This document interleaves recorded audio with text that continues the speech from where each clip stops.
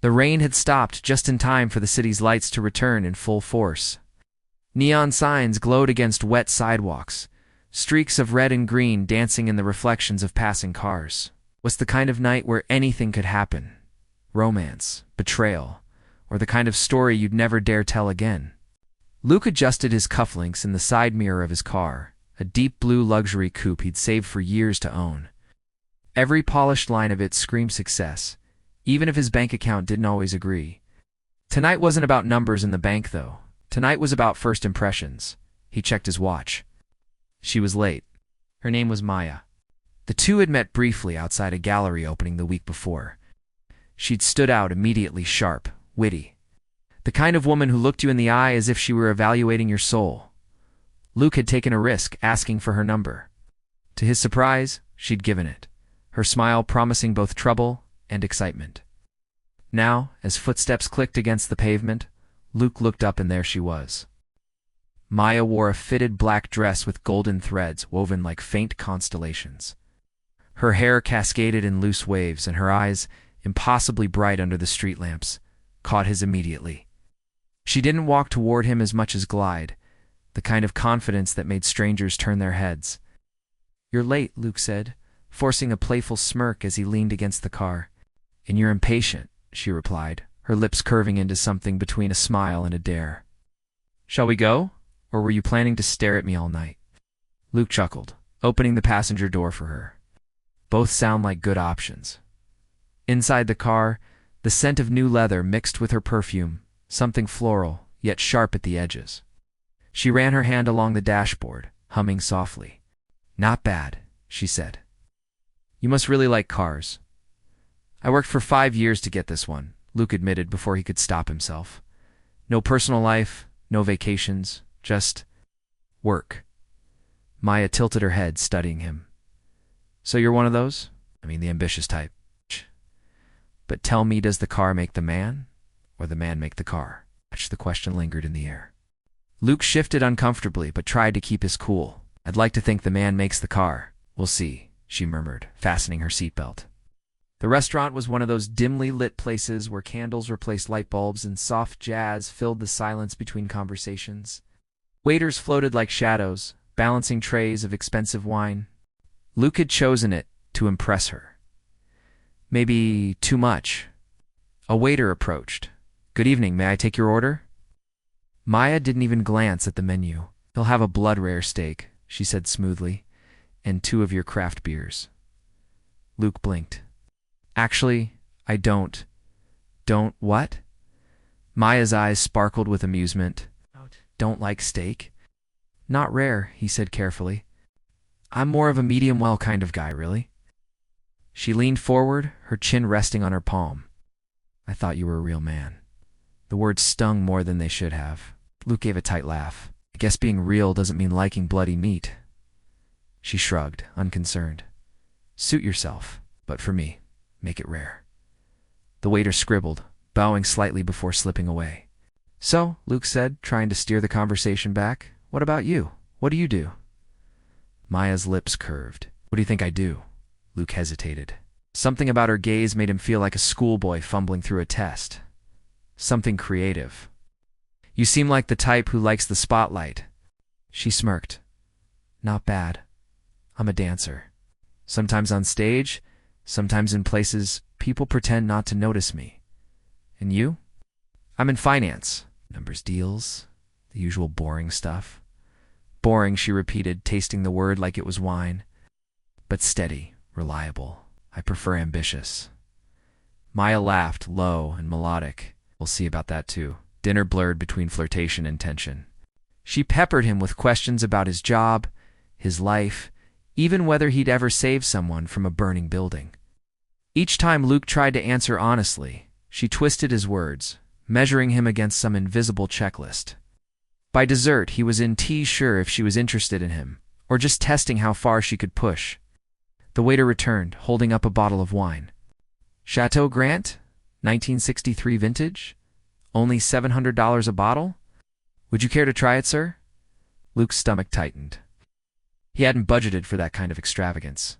Before he could answer, Maya's hand brushed his. "Of course he'll take it." Real men love treating their ladies to fine wine. Luke's jaw clenched. He wanted to protest, but the waiter was already pouring. Maya lifted her glass, eyes gleaming with satisfaction. "To real men," she whispered. Luke sipped the wine, trying not to wince at the taste or the thought of what the bill would look like. Halfway through the evening, Luke noticed someone across the room watching them. A man, sharp suit, cold eyes, pretending to be engaged in conversation, yet always stealing glances their way. "Do you know him?" Luke asked, nodding toward the stranger. Maya's expression flickered just for a second before she smiled. "No one. Doesn't look like no one. Then maybe he's everyone. Don't worry about it." But Luke did worry. There was something predatory in the way the man's gaze lingered not on him, but on Maya. After dinner, Luke asked for the check, already bracing himself for the financial hit. He could almost hear his credit card screaming as the receipt slid across the table. Maya leaned closer, her perfume intoxicating. "So, where do we go now?"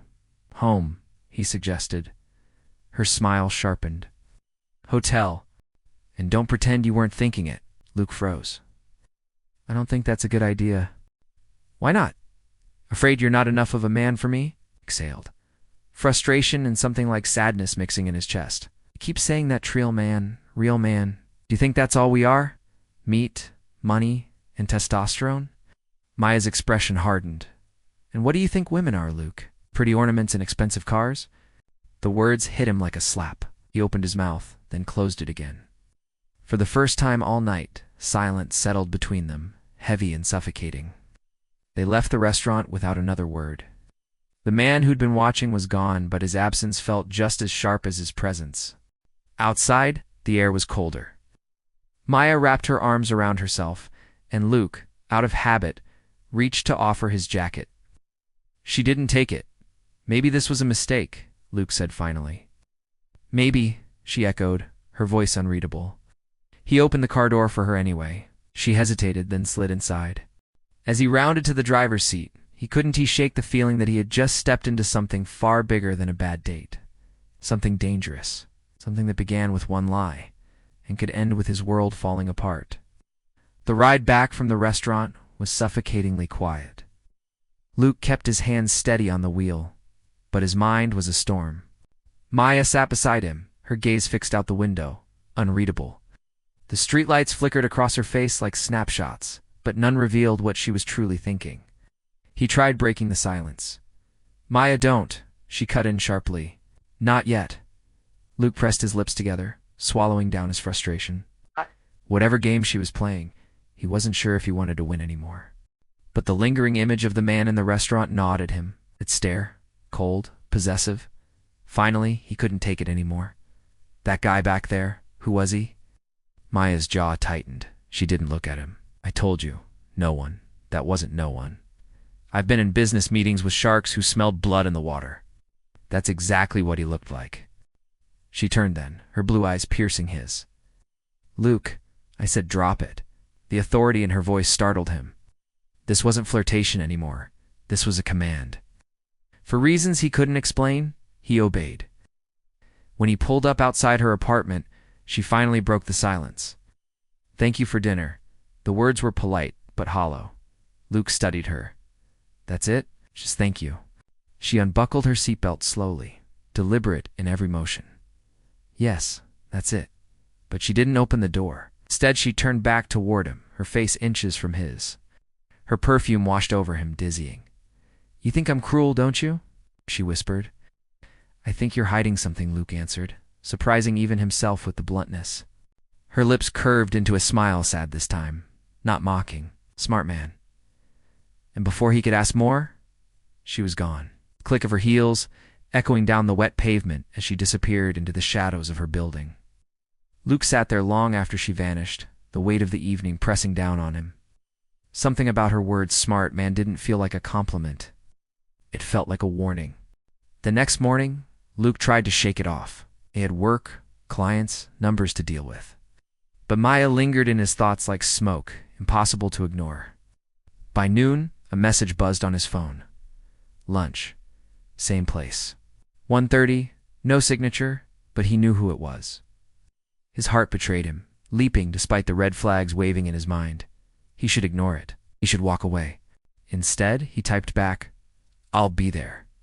The restaurant looked different, in daylight less romantic, more ordinary. But Maya, sitting at the corner table with a glass of water, was anything but ordinary. She was dressed casually now, a simple blouse and jeans, yet head still turned as if she were magnetic. "You came," she said, when he sat down. "You asked?" Luke replied. Her lips twitched. A waiter arrived, but Maya waved him off. "No food today, just coffee." Luke raised a brow. "It's unlike you. Maybe I don't want to be predictable." She leaned forward, lowering her voice. "Tell me, Luke, do you always play safe? Or do you ever risk everything?" He frowned. "It depends on what's at stake." "Good answer," she murmured. "Because you might not realize it, but last night you already stepped into something risky." Luke's stomach tightened. "What are you talking about?" Her gaze flicked toward the window. He followed. Its hand froze. Across the street, leaning casually against a lamppost, was the man from last night, suit watchful eyes, a cigarette burning between his fingers. He wasn't hiding. He wanted to be seen. "Maya," Luke said slowly. "Who is he?" Her hands wrapped tightly around her coffee cup. "Someone who doesn't like losing." "To who?" Her eyes met his, raw for the first time. "To you." The conversation spiraled into fragments, half-answers, riddles. Maya refused to explain fully, but Luke pieced together enough. The man's name was Adrian. He wasn't just an admirer. He was an obsession. He'd followed her for months, turning up at clubs, at theaters where she danced, at restaurants. He claimed to love her, but his love was twisted, possessive. He didn't want her to be free. He wanted her to belong to him. And last night, Luke asked, Maya's laugh was brittle. He was reminding me that no matter where I go, he's there. Luke leaned back, running a hand over his face. "Why didn't you call the police?" Her smile was humorless. "You think I didn't try?" "Money talks, Luke. He's got more of it than I can ever dream of. The police look the other way. The clubs don't kick him out. To them, I'm just a dancer, disposable." Her words cut him deeper than he expected. For all her games, her provocations, he saw it now, the vulnerability beneath the armor. "Maya," he began softly, but she shook her head. You don't know me well enough to care." Luke's jaw tightened. "Maybe not. But I know enough to not sit by while some creep stalks you." Her eyes softened just for a moment, before hardening again. "Careful, Luke. This isn't your fight." But Luke knew it was already too late. That night, Luke couldn't sleep. Every shadow outside his window felt like Adrian's silhouette, every distant sound like footsteps following. At 2 a.m., his phone buzzed. A message. "Help me." No name, no explanation. Just those two words. Without thinking, Luke grabbed his keys and jacket. He didn't stop to wonder if this was smart, or safe, or sane. All he knew was that Maya needed him. When he reached her building, the front door was ajar. A chill ran through him. He pushed it open carefully, his pulse hammering. "Maya," he called softly. No answer. The hallway was dim, the flicker of a failing light bulb casting eerie shadows. He climbed the stairs, each creak of the wood echoing like a gunshot. At her door, he found it unlocked. His gut twisted. "Maya," he tried again, stepping inside. The apartment smelled faintly of her perfume, but something else, too smoke. Not fire, but the sharp temps of cigarette smoke. And on the table, a single item lay waiting, a half-smoked cigarette still smouldering in an ashtray. Luke's blood ran cold. Adrian had been here, Maya, he shouted, panic rising. From the bedroom came a muffled sounder whimper. Luke rushed in, his heart stopping at the sight.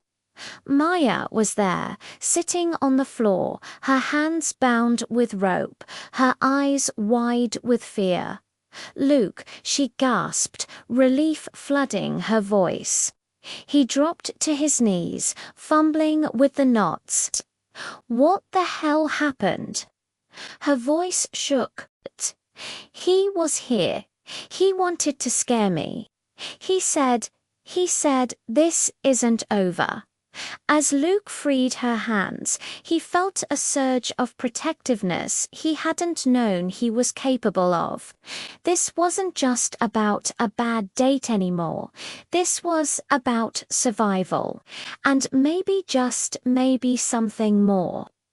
As Maya leaned against him, trembling, Luke realized something terrifying.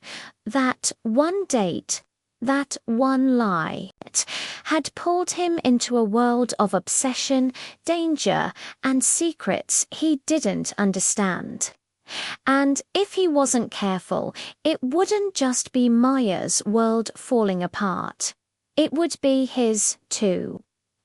Luke didn't sleep that night. He sat in Maya's living room, every muscle tense, a borrowed baseball bat across his knees. The faint hum of the city outside felt like a war drum. Maya was curled up on the couch, finally resting after hours of trembling in his arms. He'd insisted she let him stay. She hadn't argued. That alone told him how shaken she was.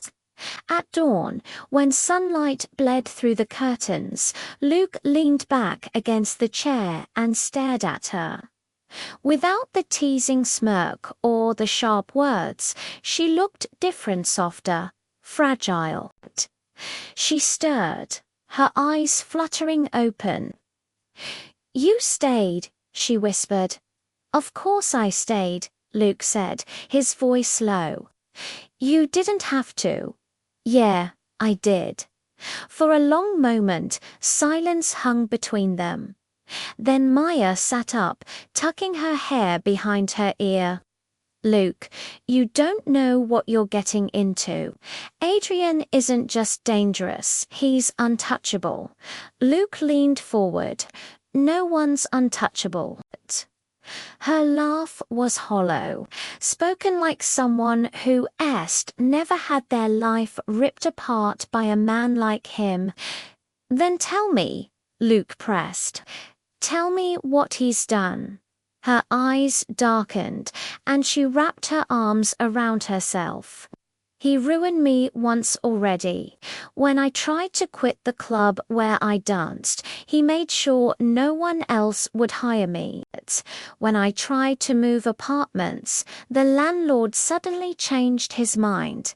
Every man who showed interest in me, he scared them off, sometimes with threats, sometimes worse."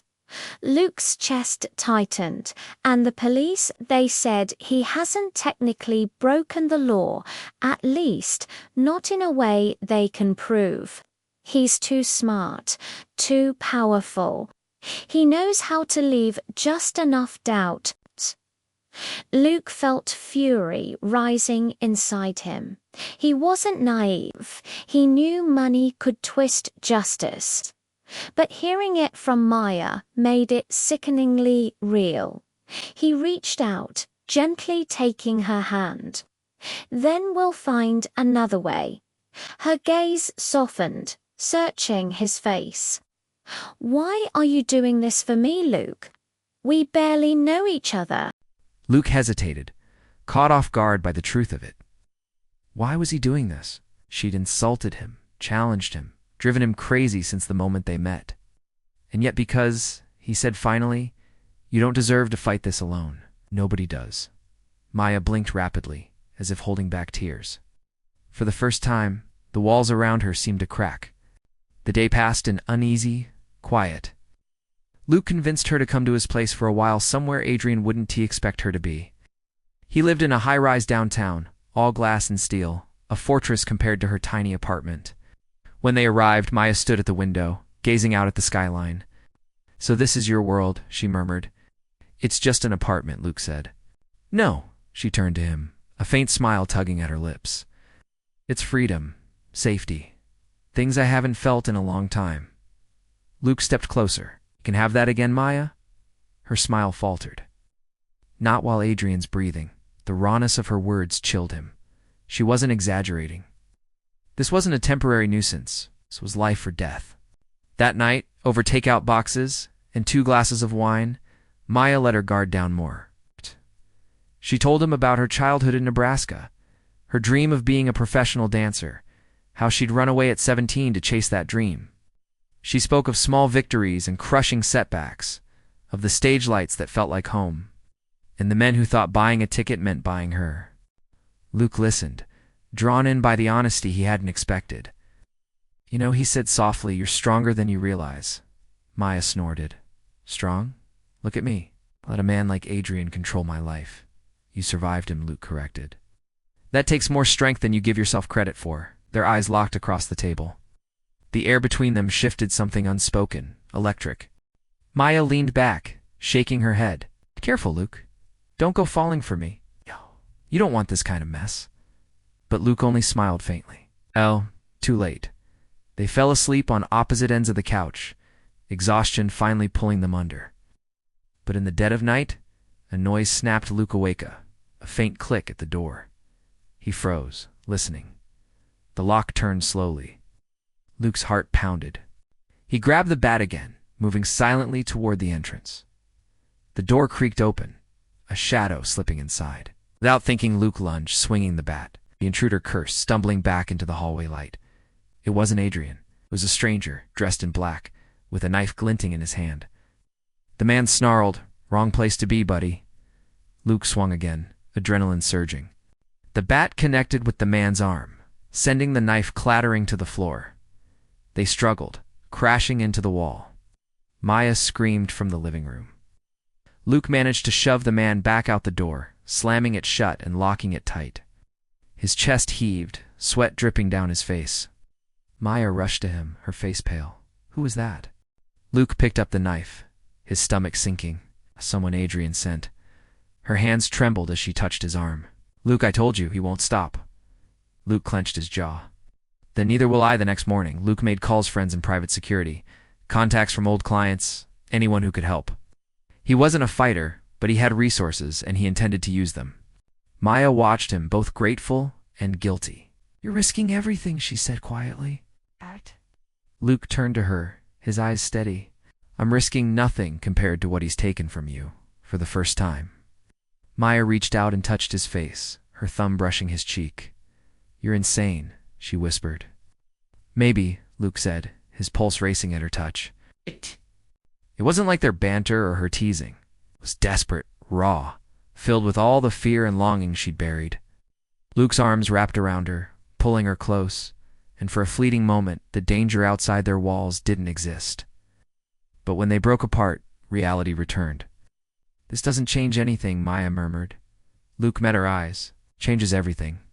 2 nights later, Adrian made his move. Luke had arranged for a security detail, but somehow Adrian slipped past them. When Luke returned home from a late meeting, the apartment was eerily silent.